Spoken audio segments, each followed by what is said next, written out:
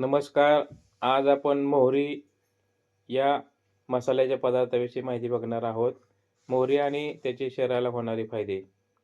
मोहरी ही एक प्रमुख तेलबियांपैकी एक जात आहे, ज्याचा उपयोग स्वयंपाकात मसाला आणि तेल म्हणून केला जातो. याशिवाय मोहरीची पाने भाजी म्हणून खाल्ली जातात आणि तिची पाने व बिया अनेक पोषक तत्वांनी समृद्ध असल्यामुळे आरोग्यासाठीही फायदेशीर आहेत. आता मोहरीची माहिती. उपयोग: मोहरीचा वापर प्रामुख्याने भारतीय स्वयंपाकात फोडणी देण्यासाठी, लोणच्याच्या आणि मसाल्याच्या पदार्थांमध्ये केला जातो.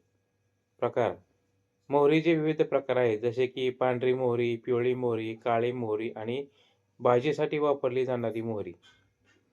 पोषक तत्वे: मोहरीच्या बियांमध्ये तांबे, कॅल्शियम, लोह, मॅग्नेशियम, फॉस्फरस, पोटॅशियम, जस्त, व्हिटॅमिन बी आणि व्हिटॅमिन सी यासारखे अनेक पोषक तत्वे असतात. आरोग्याचे फायदे: हृदयासाठी मोहरीच्या तेलामध्ये ओमेगा-3 आणि ओमेगा-6 फॅटी हृदयाच्या आरोग्यासाठी फायदेशीर आहेत.